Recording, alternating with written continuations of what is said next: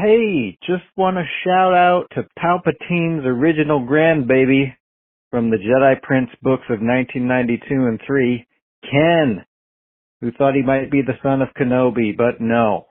His mom was Jedi Princess Kendalina, and Dad was Palpatine's son Triclops, a man with a third eye on the back of his head, who got hidden away in the Imperial Insane Asylum of Kessel.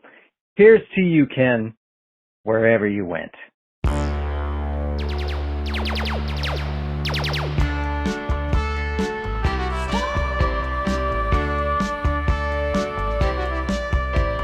Hello, and welcome back to Star Wars Minute. It's the daily podcast where we analyze, scrutinize, and celebrate the Star Wars movies 1 minute at a time. I'm Pete the Retailer from PeteTheRetailer.com. I'm Alex Robinson from AlexRobinson.fun. I'm James Hewlett from LiveActionStarWars.com. I'm Ralph Apel from GettingLostDoc.com. Doc, D-O-C, not D-O-C-K. It's not like a... Right, but it's a documentary about the show Lost. Doctor. Right. Dr. Lost. Dr. Lost. Calling Dr. Lost. That's two separate Kiss references. We have to mix in a third one now at some point. Well, thanks, guys, for coming back. We're talking about minute 24 of Star Wars Episode 9, Epics. The Rise of Skywalker. Right? Yeah. We're still on that one. Once I say the number, then the name sounds wrong to me. I never remember if there's a the or not in the title. It is or it isn't? It is. Yeah, it's Tross. The, Tross okay. is the Rise of Skywalker. Yeah. Okay, right. Yeah. There we go. I think frequently when people abbreviate it, they abbreviate it R, lowercase o, capital S. They leave out the T in it. So. One of the other podcasts that I've listened to in the past, they've always just called it Tross, I think, as a joke. And so I always sort of leave the T in there. Okay. Yeah. They call it they call them Tross and Rots. Rots. Yeah. Right. Because the Phantom Menace is TPM. Yeah. So right. keep that we don't keep the Empire Strikes Back. Exactly. Yeah. Empire Strikes Back's the one that you lose some people do, right? The T. Maybe. I'm sure someone just does. say the full names. Yeah. Full title. Minute Or 24. Minute 24. Minute 24 starts with Nambi Gima welcoming Rey to the festival, and it ends with Kylo Ren reminding Rey that she once wanted to take his hand. Continuing that tradition of taking hands off of people from that bloodline. Right, exactly. Yeah. And literally, it's like, this is Star Wars. The hand's got to come off somewhere. So yeah. There's a lot of folks. There seems to be a divide in the fandom. Well, I don't know. Really? This fandom? There's what?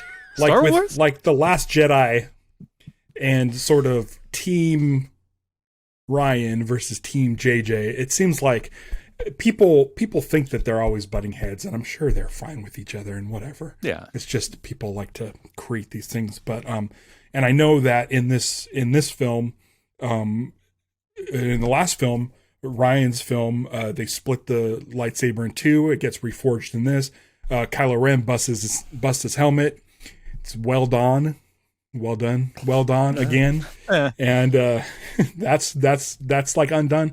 But in this movie, they really do embrace the dyad and this sort of this interconnectivity to where in the last movie we saw that Rey or Kylo's fingers were wet because Rey's were where she was. So there was reached into.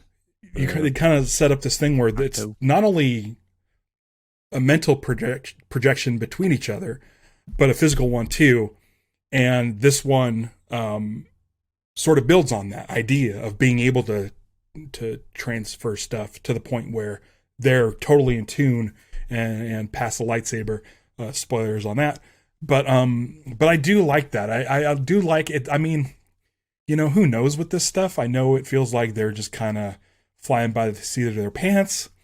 Maybe Ryan undid some stuff that JJ did. Maybe JJ undid some stuff that Ryan did. It's two creative minds sort of trying to come up with stories and It's a weird yes and. It's a weird yes and where it's like I didn't quite like where no you but. went. Yeah, I wouldn't go quite that far. He was in Jabba's palace. yeah. He was in Ishitib. Right. Yeah. It was, but he had no butt. Yeah. It was like a weird yes and where they took the threads that were left before, but they didn't really like everything, so they sort of went, let's go back and back and back.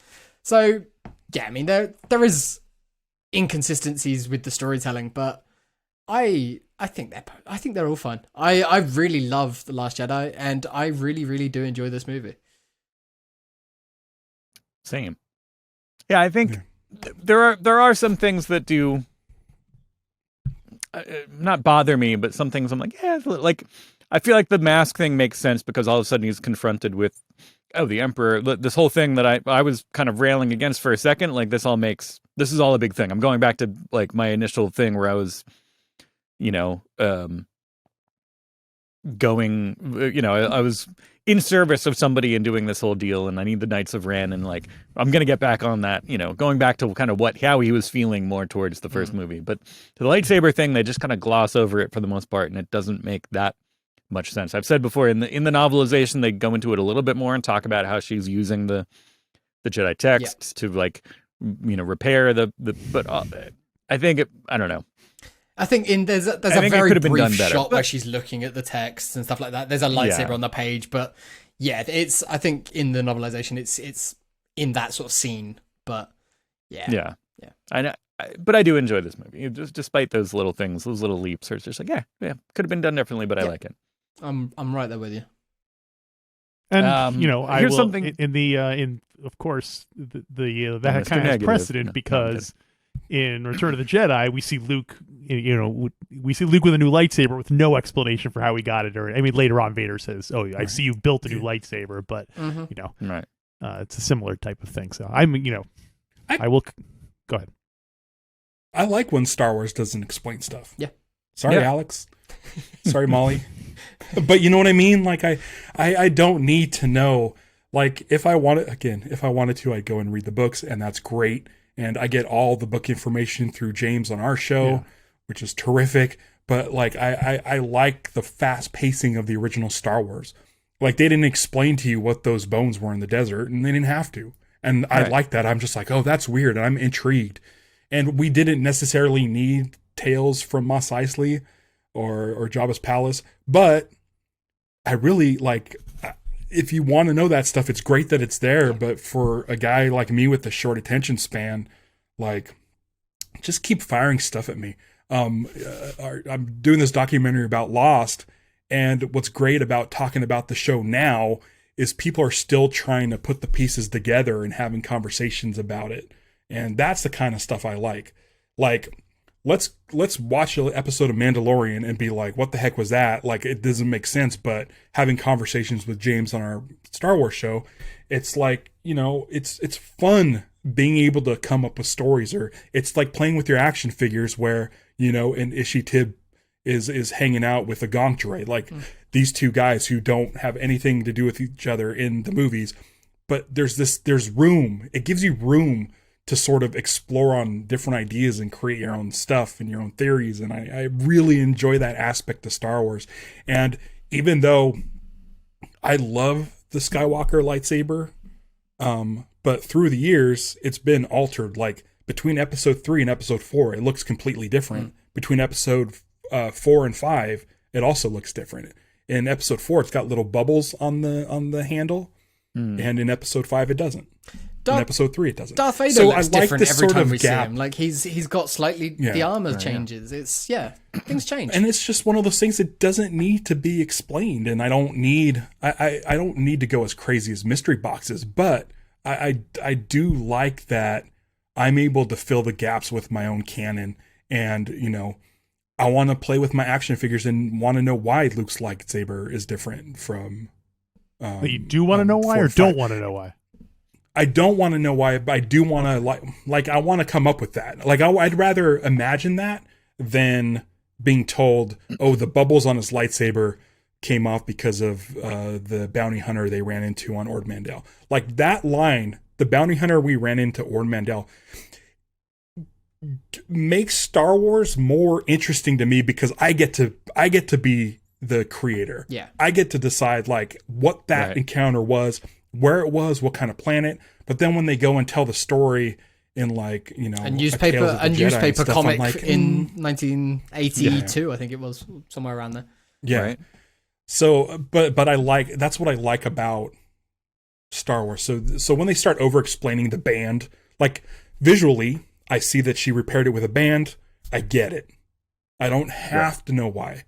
And if the characters don't know how Palpatine returned, that's fine. But maybe I can get enough information in there to be like, okay, there's a bunch of Snokes. They look like they're like trying to make a new emperor, and the Snokes are the rejects, and it became too powerful, got out, and started the First Order. Whatever that. Like, that's my story in my head.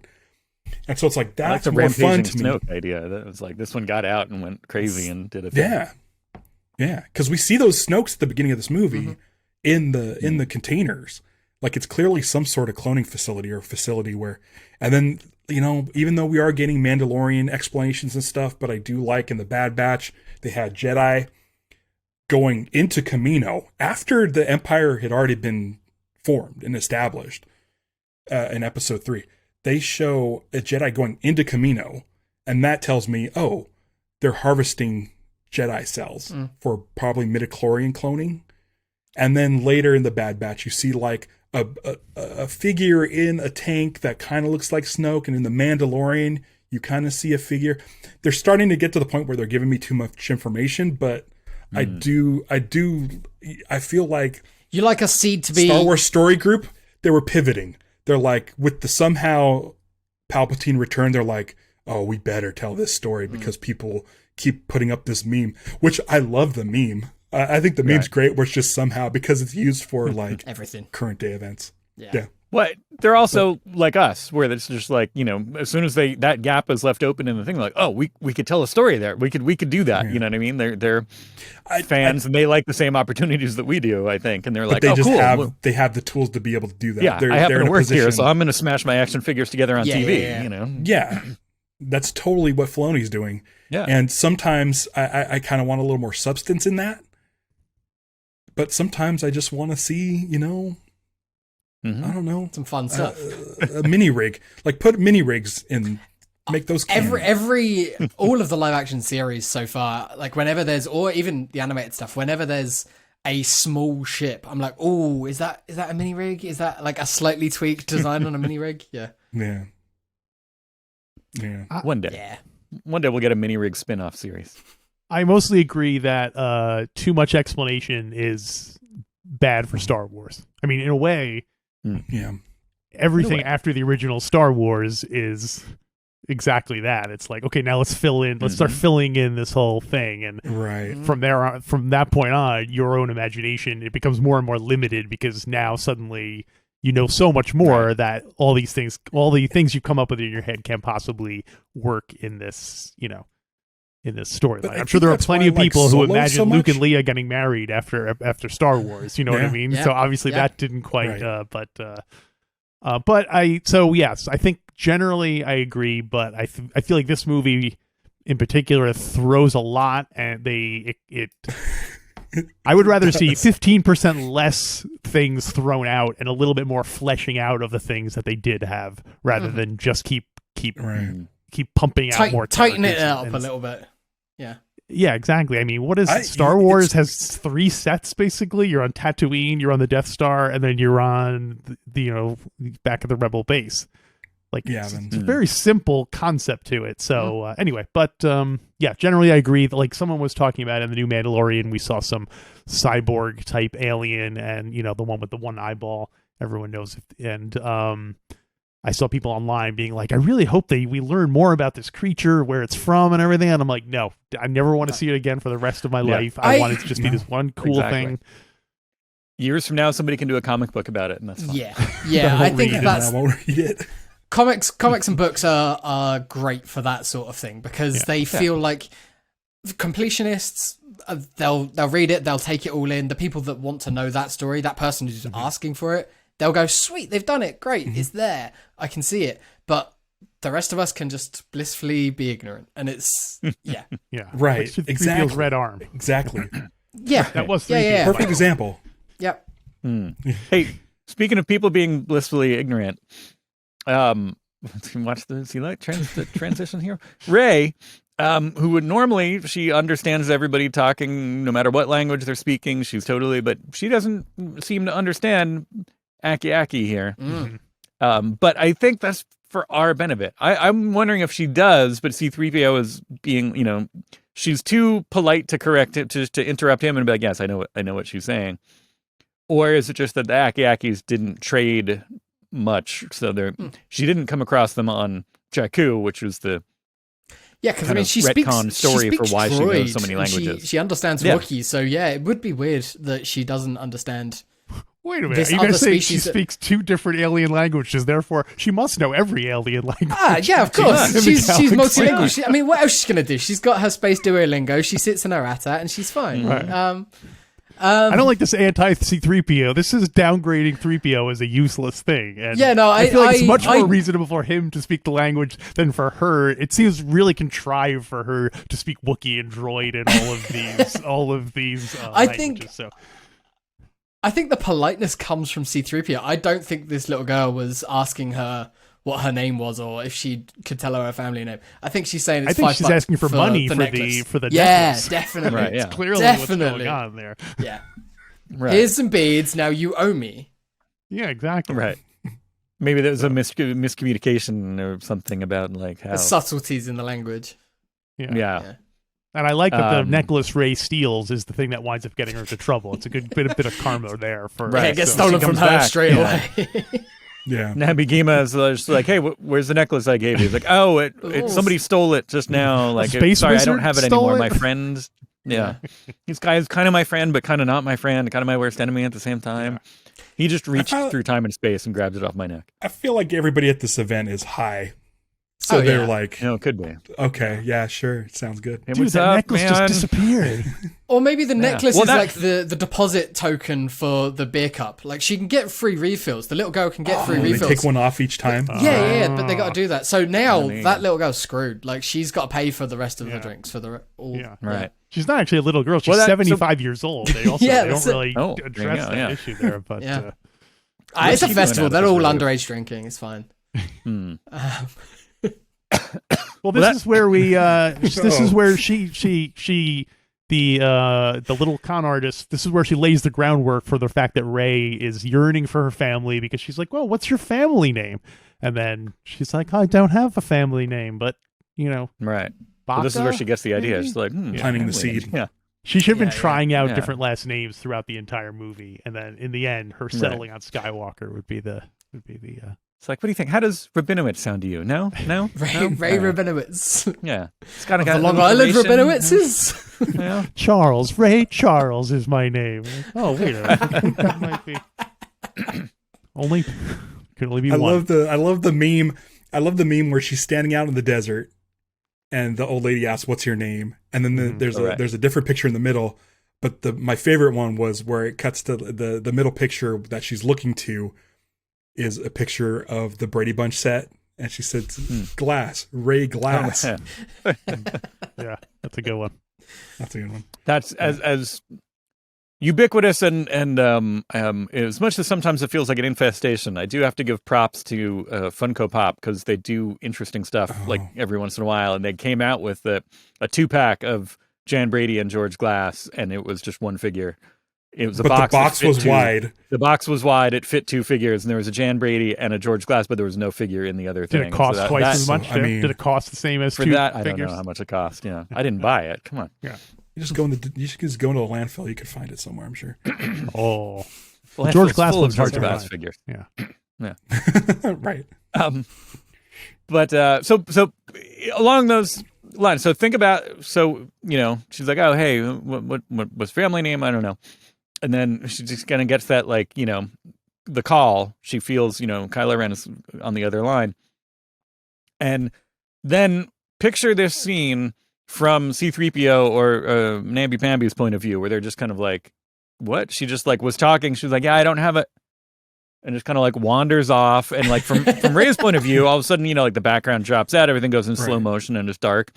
But she was just like almost mid-sentence, and C-3PO, like she can't be that far. She just took a couple of steps away, but they're just watching her like kind of staring off into space, maybe talking, and just being like, no, what? No. And like, is it been everybody's for high the at last the festival, year? Maybe. So like, who knows? But I think this is. I think again the novelization goes into this, but you can pick it up enough from context in the film. This is, I believe, the first time that they've had one of these since she was on the Falcon and he was. Yeah, it would have to be the because base on wherever it was, Crate. But yeah, like that was them closing that door. She closed that door on him, and then this is because she's now been triggered with it. It's sort of reopening it, and he's like ready to go straight away. Yeah, I definitely feel like this was the first time that they talk. Yeah. Is there anything in the visual dictionary that says what is on Kylo Ren's table? There are these long glass cylinders. What's up with Kylo Ren's room? That's my whole this room is awesome. It's great. What is it? Do we find out more about it? I don't know. I can't remember. I'm a big fan of the Tantive and the Cloud City, the white wall look in Star Wars. And so this room's pretty cool, and he probably does it as a power thing. So if anybody actually enters, that his presence in the all black is more stark and more intense, juxtaposed to the white walls and stuff. Although I do like that it's like, because he's so obsessed with Darth Vader and that whole thing, I wonder if it's like a throwback, kind of like a retro kind of, like you go back, it's like if it was like imitation wood paneling and like shag carpeting or something like that, like us doing that, like it was like, I want it to look like the 70s, like Star Wars, and here he's just like, I wanted to look like the 70s, like when Darth Vader was around. They go for that zero ABY look. Yeah, right. A friend of mine worked in the editorial department on this film, and he was saying, like, he told me as they were filming lots of little inside bits, and he was describing that room, Kylo's room, and the way that they sort of built that set back to back with, I think it's the set on Kijimi later on, when they're having their other like Forcetime. And it's the way that they shot it, like instead of breaking down one, doing a whole new scene, they were both in both scenes at the same time so that they could get the coverage right. And it was, the way he described it, he was like, I don't know how they're going to show it on screen. Like he was just seeing the dailies at the time. Right. But yeah, it was really cool. It is a great set. I really like it. And I kind of like the whole dyad thing. And it seems like with every movie, there's a new force power that gets introduced. Like this one, you get the force healing. Yeah. But technically, I do like that this whole dyad thing. Yeah. Yeah, they staked it out first. It was like a few days before. Sure you watched this TV show? 72 hours like 2 days, right? Yeah, it was literally right before. But this is sort of expanding on the Empire Strikes Back, the ending between Luke and Vader, when Luke has been rescued on the Falcon and they're going back and forth. They're just intercutting, and it's kind of nice. I kind of dig this idea. And with Leia too, where he calls out to her after that. Yeah. Right. It's sort of just a visual representation of something that they've been doing for quite a while. Like, right. Yeah. Although I do like the idea of then, like Vader calling out to Luke while he's hanging off the thing, and then just like reaching through the Force and grabbing him by the lapels and pulling him back up to the gantry. Holding him, like, yeah. By the scruff of the neck, and he's all trying to fight him. Yeah. Let me at him. Young man, go to your room. I have some. Go ahead. Were you going to say something? Well, I was going to say I do like during the call here when Kylo first gets Rey on the line. He's like, "Hey, Palpatine wants you dead," and he's like deflecting. He's like, "Yeah, it's not me. I'm not trying to hunt you right now. I'm not focusing the entire kind of might of the First Order in hunting you down or anything like that. But Palpatine wants you dead. It's He's still doing that sort of gross negging that he was doing throughout the whole of The Last Jedi. Yeah.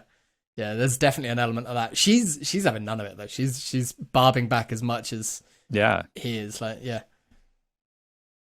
I assume you guys are. Well, I guess that continues a little bit until tomorrow too. Yeah. We have with their repartee. But Alex, what did you have lined up? Well, I just have some random from the Rise of Skywalker Visual Dictionary. I have some random trivium items from the about the Aki-Aki. There's a whole section here about their musical instruments, like the triple ride rhythm Ottawa cymbals, the fluke bladder pipe Balaxian. Making this up. The twinned Erky horn and the Festbox drum. These are all instruments. Could you go back to the previous one? What was that horn again? Twinned Erky horn. ERKE horn. That's good. The Erky horn. That's good. Twinned Erky horn. I want Aki's playing the Erky horn. Chrysanthi Tan to replicate the sounds of all of those instruments on Star Wars Music Minute. I was on her show. I was on their show when on Solo they were discussing the Valacourt. Yeah. Mm-hmm. Yeah. Never gonna play that Valacourt. Did a deep dive on the Valacourt, and it was amazing. Like it was one of the coolest like deep dives on a Star Wars instrument, and there was like artwork of what it would look like, and it was like almost between a harp. Like it was like a harp, but also had pedals like a pipe organ and stuff. And I was just like, oh, this is the coolest thing. So hopefully when that episode shows up as Star Wars Music Minute, you had a much on those. Deeper conversation about musical instruments. I was just talking about karaoke. Cool. Yeah, they're the citizens of karaoke. Karaoke. Whom amongst karaoke on? No, but they do eat a lot of teriyaki. What color is teriyaki on the stick? Right. Amongst all the main characters of Star Wars, whom are the best and worst dancers? I mean, Han Solo. There's that whole game about it, right? Right. What? It's like a Just Dance game, but right? Yeah, I'm sure that there was one of those. Yeah. Well, yeah. I mean, I'm trying to think. We did see some people dancing. Well, we see them just kind of like at the end of Return of the Jedi, in place, clapping their hands. Dancing. Lando's got good rhythm. Lando's got good rhythm. Yeah, Lando was into it. Yeah. Wedge, not so much. Yeah. Like you think, who do you think is better dancer, Luke or Leia? Leia, because she probably was growing up going to like formal balls and things like that. Oh yeah, she could do ballroom. Yeah, but Luke might have been going to like square Luke dances. Is awkward. Yeah, Luke was not going to dances at Tashi Station. He's the most. Like, there might have been like a desert rave or something once or twice, but like he wasn't invited. And he would go and hang out on the sidelines. Yeah. He'd be by sort the punch of bowl, that kind of a thing. He'd be like the designated driver. A teenager. Do you think that Jedi are better dancers because they are in tune with the Force and are like, acrobatic and stuff? Do you think they're just more... Duel of the Fates is basically a dance anyway. It's true, Like, it's very, very choreographed. To dance off. Yeah. Like, could a Jedi, like, let's say Luke was going to a dance, could he, like, commune with a Jedi Master who is good at dancing? Like, who's the best Jedi Master at dancing? Oppo Rancis? Oppo Rancis, yeah. Warmonger Oppo Rancis. You're all poof. Both of them were warmongers. Read the High Republic. Gosh. No, I'm not gonna. I'm trying to think of who. Well, we know Yoda can do all the flip. Yoda's like a he's got some moves. Cheerleader type dance. Give him some glow sticks. Stas Ali. I think Stas Ali would look like she could probably dance. Okay, I can see that. I don't really know why. Something to think about. When you see characters in the future, look at them now and go, would they be a better or worse dancer than, we'll say, Leia is the middle of them? I'm going to go with Obi-Wan, just simply because I think he's got the choreography that we see in Duel of the Fates and everything like that, but also we know he had some relationship with Satine. So I think at some point she probably dragged him to a more formal dance where he probably had to be like, I don't know, trying to woo her somewhere. So I like that she's doing all these like formal royal dances and he's doing all his Jedi fighting backflips. I thought you were gonna. He's really like he's doing line dancing. He's a country guy. Yeah. Yeah. I do like the idea that like it takes a lot to get it out. Like once you get to there's like a plateau kind of a thing that is, or a capacitor where it's just like, all right, you're like Obi-Wan won't dance for long, but then once you get past a certain point, and once it gets there, if he's had a couple of drinks or the party gets to a certain point, then he'll just take over, and then it kicks in, and then he's starting a circle, everyone's around him. Oh gosh, he's that guy at the wedding for sure. I would just go like, you all think I'm a great dancer. And they'd be like, wow, you are a good dancer. I like that. So, but if we're talking pod racers, then it's Gazgano, and that's it. I wonder if Sebulba, because Sebulba kind of has those arms that are legs and legs that are arms. He'd be like a good break dancer, spinning around. Yeah. Doug's definitely breakdance. Yeah. I'm into it. Doug dance. Yeah, and the other thing I learned from the visual dictionary is that as renowned as many Aki creative expressions are, their cooking is slightly less highly regarded. That makes me sound like they're not good. They're not good. Yeah. I'm surprised he would go out of his way to point that out in the visual dictionary. I don't remember him pointing out the shortcomings of other species. I was getting tired. The rest, like at the end of that night, he's just needed to finish the page. Right. He's like, their cooking is fine, I guess. Like nothing special. 3-star review. I bet there was a restaurant in his neighborhood named Aki, and so he's like, you know what? I'm gonna name these creatures the Aki, and say they're terrible chefs. So, He had really bad mahi that day, and he was like, "No, they're taking it. Just stick with the calamari." Anything else for minute 24? Pete, you got something else? What did she want to take? Like Kylo ends this by saying, "You wanted to take." And I don't know. Like, I don't take the hand at this point. Like, we don't know. Like, I think we might find out tomorrow. But like the question cuts off. He's like, "You wanted to take." See, normally I love those things. We do a match game, but I accidentally said that it was hand in the opening, so maybe we should. I don't think we get that until tomorrow. All right, well, let's all guess what we think it's going to be. I think it's wanted to take. You wanted to take my foot. To take my foot. Yep. It's like a dancing thing. I think she wanted to take 5. Let's write down your answers. We'll do it tomorrow. We'll do a match game style. We'll write them down. We'll see what we come up with. That is provided you can all come back one more time. Yeah. I've got one more loop on my flights. Yeah. All right. If after 4 you get the 5th one free, you got to bring your punch card. Yeah, as long as no one steals my beads. Right. Yeah. Well, be careful. People are just reaching through the forest and stealing your beads or your passport. Force crimes are really popular on this planet. So yeah. I mean, Along those lines, we'll commit another force crime tomorrow here on Star Wars Minute. Star Wars Minute. I didn't do a call to action or anything. It's all right. They know what's up.